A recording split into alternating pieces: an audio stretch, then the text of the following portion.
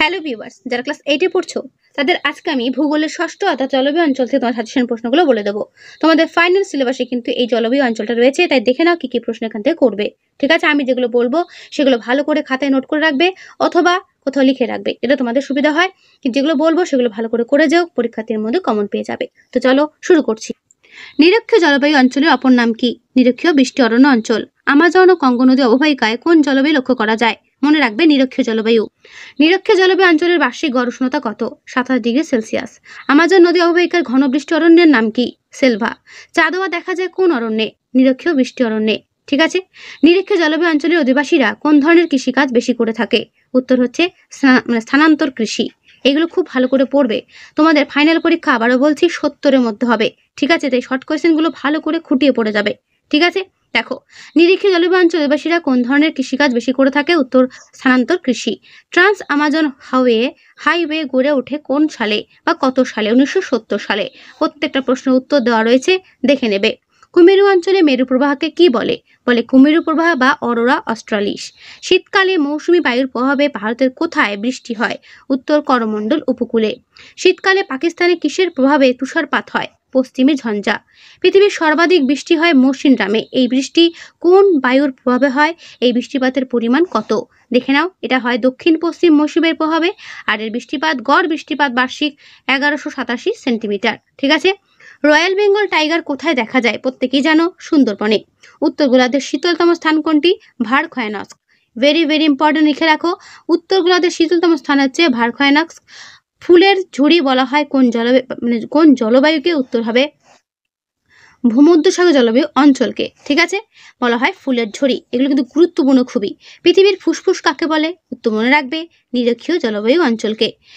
পিগমিরা কোন জলবায়ু অঞ্চলের অধিবাসী? উত্তর নিরক্ষীয় জলবায়ু অঞ্চলের। ঠিক আছে, এখানে ওই নিরক্ষীয় জলবায়ু অঞ্চলের অধিবাসীকে বলা হয় পিগমিরা। ঠিক আছে, ঘুরিয়েও প্রশ্ন আসতে পারে। নিরক্ষীয় জলবায়ু অঞ্চলে দুটি আদিবাসী সম্প্রদায়ের নাম লেখো। উত্তর সেমাং ও রেড ইন্ডিয়ান। গ্রীষ্মে প্রধানত কোন জলবায়ু দেখা যায়? উত্তর ভূমধ্যসাগরীয় জলবায়ু। এই ভূমধ্যসাগর জলবায়ু অঞ্চলে কোন বায়ুর প্রভাবে শীতকাল বৃষ্টি হয়? উত্তর পশ্চিম বায়ুর প্রভাবে। কোন জলবায়ু অঞ্চলকে শীতকালীন বৃষ্টিপাতের দেশ বলা হয়? উত্তর ভূমধ্যসাগর জলবায়ু অঞ্চলকে। ঠিক আছে, এই ভূমধ্যসাগর জলবায়ু অঞ্চলের প্রতিফলক বৃক্ষ কোনটি? উত্তর জলপাই। সেলভা অরণ্য কোন জলবায়ু অঞ্চলে দেখা যায়? উত্তর নিরক্ষীয় জলবায়ু অঞ্চলে। দক্ষিণ ভারত কি চাষের জন্য বিখ্যাত? কফি বা মশলা। মৌসুমী জলবায়ু অঞ্চলে উৎপাদিত একটি বাগিচা ফসলের নাম লেখো। চা। মৌসুমী জলবায়ু অঞ্চলে উৎপাদিত একটি তন্তু ফসলের নাম লেখো। পাট বা কার্পাস।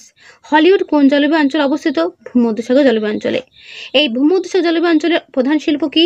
সুরা বা মৎ শিল্প। এস্কিমোদের চামড়ার তৈরি জ্যাকেটের নাম কি? পার্কা। ক্যাচে কি? মাছ মাংস সঞ্চয় স্থান। কোন পশুকে তুন্দ্রার সম্রাট বলা হয়? শ্বেত ভল্লুককে। বরফের উপর শ্বাসছিদ্র দেখে কোন মাছ শিকার করা হয়? উত্তর শিল মাছ। ঠিক আছে, এরপরে দেখে নাও 3 নম্বরের বড় প্রশ্ন। নিরক্ষীয় বৃষ্টি অরণ্যের উদ্ভিদের বৈশিষ্ট্য অথবা সেলভা অরণ্যের বৈশিষ্ট্য লেখো। Very very important. এখানে কিরকম উদ্ভিদ দেখা যায় এবং সেই উদ্ভিদের বৈশিষ্ট্যগুলো ভালো করে পড়বে। দেখো, ব্লু কালার লেখা রয়েছে চিরহরিত উদ্ভিদ, বিভিন্ন প্রজাতির বৃক্ষের সমাবেশ, পরগাছা উদ্ভিদ, উচ্চতা ভিত্তিক স্তরবিন্যাস, চাঁদোয়া সৃষ্টি, লতানো উদ্ভিদ, কাঠের প্রকৃতি, প্রধান বৃক্ষসমূহ, এগুলো সমস্তই কিন্তু পয়েন্ট আকারে দেওয়া রয়েছে, এগুলো কিন্তু পড়বে। ঠিক আছে, মৌসুমী জলবায়ু স্বাভাবিক উদ্ভিদের পরিচয় দাও। মৌসুমী অঞ্চলে জলবায়ু অঞ্চলে কিরকম উদ্ভিদ হয় সেটাও পড়বে। চিরসবুজ উদ্ভিদ, পর্ণমোচী উদ্ভিদ। ঠিক আছে, এগুলো প্রত্যেকটা পড়বে। পর্ণমোচী, শুষ্ক পর্ণমোচী, আর্দ্র পর্ণমোচী, এগুলো কিন্তু ইম্পর্টেন্ট, এগুলো কিন্তু পড়বে উদাহরণ সমেত। ঠিক আছে, মৌসুমী বিস্ফোরণ বলতে কি বোঝায় এটাও ভালো করে করবে। দেখে নাও পুরো উত্তরটা, খুব গুরুত্বপূর্ণ একটি প্রশ্ন। মৌসুমী বিস্ফোরণ বলতে কি বোঝাটা কিন্তু পরীক্ষাতে আসতে পারে, দেখে রাখবে। নিরক্ষীয় বৃষ্টি অরণ্যে তলদেশ অত্যন্ত স্যাঁতসেঁতে বা অন্ধকারাচ্ছন্ন কেন হয়? অথবা নিরক্ষীয় বৃষ্টি অরণ্যের ভিতরে সহজে প্রবেশ করা যায় না কেন? পড়বে। ঠিক আছে, এতটাই ঘন উদ্ভিদ হয় যে সূর্যের আলো তলায় পৌঁছাতেই ঠিকমতো পারে না, সেই কারণেই কিন্তু এই প্রবলেমটা হয়। ঠিক আছে, ডিটেলস দেওয়া রইল, দেখে নিও। মৌসুমী জলবায়ুতে প্রায় খরা অথবা বন্যার কারণ কি? গুরুত্বপূর্ণ একটি প্রশ্ন, ভালো করে দেখবে। আর একটা তোমাদের রিকোয়েস্ট করব, যেভাবে পয়েন্ট করে এখানে লেখা রয়েছে সেইভাবে পয়েন্ট করে খাতাতে লেখার প্র্যাকটিস করার। এখন তোমরা বড় হচ্ছ, তোমাদের লেখার ধরন তোমাদের চেঞ্জ করতে হবে, তবেই না ভালো মার্কস পাবে। এরপর আস্তে 9-এ উঠবে, তারপর 10-এ উঠবে, তারপর তো মাধ্যমিক। তো লেখার প্যাটার্ন তোমাদের এখন থেকেই কিন্তু চেঞ্জ করতে হবে। ঠিক আছে, একটু স্ট্যান্ডার্ড মডেল তোমাদের কিন্তু লিখতে হবে। ঠিক আছে, পয়েন্ট করে করে, এই হচ্ছে আমার কথা। ভূমধ্যসাগর জলবায়ু অঞ্চলকে শীতকালীন বৃষ্টিপাতের দেশ বলা হয়। তোমরা শর্ট কোশ্চেনে পড়েছো, কিন্তু কেন বলা হয় তার অ্যান্সার তোমাদের কিন্তু বড় কোশ্চেনের জন্য করতে হবে। তো দেখো এর উত্তর এখান থেকে শুরু হলো, ঠিক এই পর্যন্তের উত্তর শেষ হলো। আমি কিন্তু প্রত্যেককে উত্তর সময় দেখাচ্ছি, তাই চিন্তার কোনো কারণ নেই। প্রশ্নগুলো পাওয়া মাত্র উত্তরও তোমরা পেয়ে যাবে। ঠিক আছে, কারো বই নিয়ে যদি কোনো সমস্যা থাকে চিন্তার কোনো কারণ নেই, এখান থেকে উত্তরগুলো পেয়ে যাবে। ভূমধ্যসাগর জলবায়ুকে পৃথিবীর বিনোদন জলবায়ু বলে কেন করবে। ইগলু টিকার জন্য ইম্পর্টেন্ট। ইগলু তোমরা জানো, তুন্দ্রা অঞ্চল অধিবাসীদের বিশেষত এস্কিমোদের শীতকালে এই তুষারপাত ও তুষারঝড়ের প্রকোপ থেকে বাঁচার জন্য কিন্তু এরকম বরফে চাইকে ইটের মতো করে একটা ইগলুর মতো ঘর বানায়। তো ইগলুটা পুরোটা টিকার আকারে তোমরা কিন্তু পড়বে। ঠিক আছে, মেরুজ্যোতি বা মেরু প্রভা কি করবে, এর পুরুত্ব তোমাদের এই পর্যন্ত শেষ হলো। নিশীথ সূর্যের দেশ অথবা নিশীথ সূর্য যখন দেখা যায় তখন সংশ্লিষ্ট অঞ্চলের আবহাওয়া কেমন থাকে করবে। টিউপিক কি, এর পুরুত্তর এই পর্যন্ত শেষ হলো। কায়াক কি করবে, দেখে নাও পুরুত্তর। ব্লিজার্ড ও পরগা কি, দেখে নাও পুরুত্তর।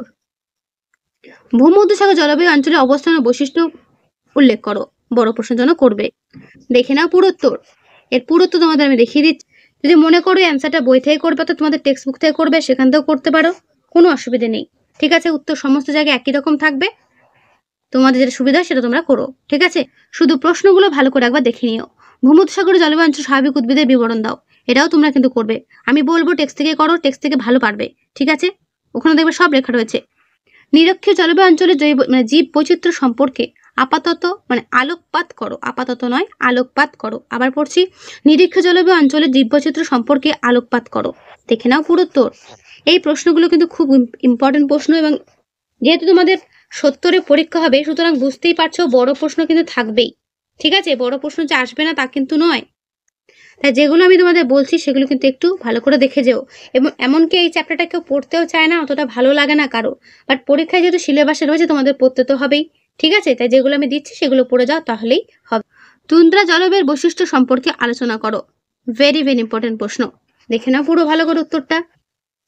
এরও উত্তর যদি তোমরা মনে করো যে অন্য বই থেকে করবে বা টেক্সট বুক থেকে করবে, এই তুন্দ্রা অঞ্চলের অধিবাসীটাও তোমাদের কিন্তু পড়তে হবে। ঠিক আছে, দেখে নাও পুরো উত্তর। বইটা সরিয়ে আমি পুরো তো তোমাদের দেখিয়ে দিচ্ছি, দেখে নাও, ভালো করে দেখে নাও। একটা রিকোয়েস্ট করব, পয়েন্ট করে করে লিখো। ঠিক আছে, তুন্দ্রা অঞ্চলের অধিবাসী এবং তাদের জীবনযাত্রা সম্পর্কে আলোচনা করো, অথবা তুন্দ্রা জলবায়ু এখনকার জীবনযাত্রাকে কিভাবে প্রভাবিত করে। ঠিক আছে, দেখে নাও ভালো করে। এর উত্তর ঠিক তোমাদের এই পর্যন্ত শেষ হলো। ঠিক আছে, আমি প্রত্যেকটা প্রশ্নের উত্তর তোমাদের কিন্তু দেখিয়ে দিলাম, চিন্তার কোনো কারণ নেই, এভাবে তোমরা কিন্তু করবে। তো এই হলো তোমাদের জলবায়ু অঞ্চল থেকে পুরো সাজেশন প্রশ্ন যেগুলো আমি দিলাম, এগুলোর বাইরে কিছু করো না, এগুলো করলেই যথেষ্ট। ঠিক আছে, তাহলে আমার এই ভিডিওটা আজকে আমি এখানেই শেষ করছি। আর তোমাদের আমি একটা জিনিস তোমাদের জানতে চাইবো তোমাদের কাছ থেকে, সেটা হচ্ছে তোমাদের ফাইনালে এক একজনের স্কুলে কিন্তু এক এক রকম সিলেবাস বলছে। তোমরা যদি পারো আমাকে অবশ্যই কমেন্টে তোমাদের ফাইনাল পরীক্ষার সিলেবাসটা একবার অল সাবজেক্ট সিলেবাস আমাকে জানিয়ে দিও। যে বাজারে ভিডিওটা দেখছো সবাই হয়তো এক স্কুলে নাও পড়তে পারো, তো সবাই তোমার চেষ্টা করবে সিলেবাসটা আমাকে জানিয়ে দেওয়ার, তাহলে সেইভাবে তোমাদের আমি ফাইনাল সাজেশন দিতে কিন্তু পারবো।